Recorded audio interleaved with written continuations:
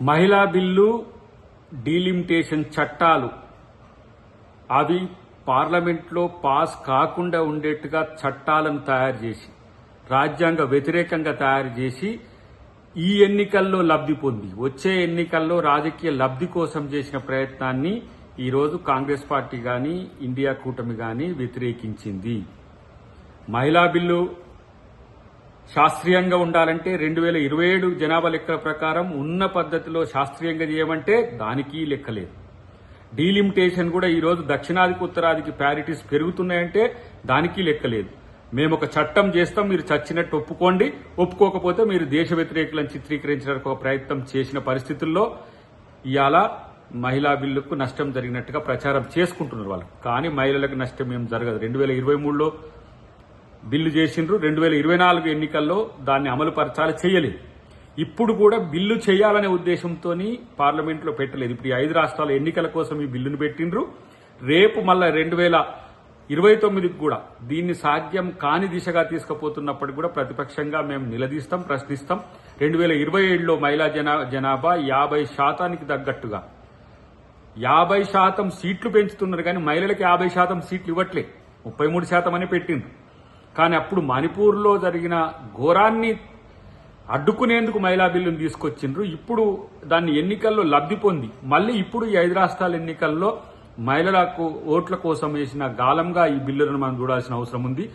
ఈ bill pass కాదు, మేము అనుకున్న తీరుగా ఈ బిల్లు లేదు, రాజ్యాంగబద్ధంగా లేదని ఎంత చెప్పినా ఉద్దేశపూర్వకంగానే ఆ బిల్లును పెట్టి దాన్ని ఫెయిల్ చేసి కాంగ్రెస్ పార్టీ ఫెయిల్ చేసిందని చెప్పే ఒక ప్రయత్నం చేస్తున్నారు. బలం లేని దగ్గర కన్విన్స్ చేయాలి, ప్రతిపక్షాల యొక్క సూచనలు తీసుకోవాలి, మరింత మెరుగైన ప్రజాస్వామ్యయుత వాతావరణం కల్పించాలి అధికార పక్షం. అది లేకుండా ఇల్ ఇంటెన్షన్తో రాజకీయ దుర్బుద్ధితో చేసిన బిల్లును కాంగ్రెస్ పార్టీని సమర్థించమని చెప్తున్న పరిస్థితి.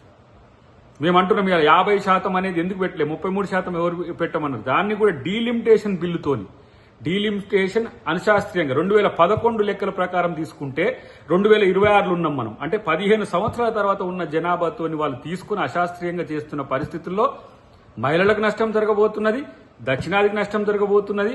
ఈరోజు ఎవరైతే చిన్న రాష్ట్రాలుగా ఉన్నారో వాళ్ళకి నష్టం చేయాలనే కుట్ర చేస్తున్న క్రమంలోనే ఈ 2 బిల్లుల విషయంలో కూడా బీజేపీకి శరాఘాతం అవుతుంది. కానీ వాళ్ళు దీంతో ఏదో మేము సాధించబోతున్నాం, దీన్ని కాంగ్రెస్ అడ్డుకుంటుంది అని చెప్పి ఒక ప్రయత్నం చేస్తున్నారు. ఇది తప్పు.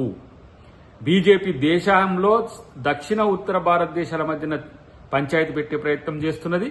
పురుషుల మధ్యన స్త్రీల మధ్యన కూడా పంచాయతీ పెట్టడానికి బీజేపీ చేస్తున్నది. కాబట్టే ఈరోజు ప్రజామోదంతో ఉన్న ఎంపీలు వారికి సమర్థన తెలపలేదు. కాబట్టే ఇది ఒక పెద్ద సెట్ బ్యాక్. మోడీ లాంటి ఈ నియంతృత్వ పాలన కొనసాగిస్తున్న ప్రభుత్వానికి ఇదొక సెట్ బ్యాక్ గా ఒక పెద్ద చెంపపెట్టు లాంటి నిర్ణయంగా భావించాల్సిన అవసరం ఉంది.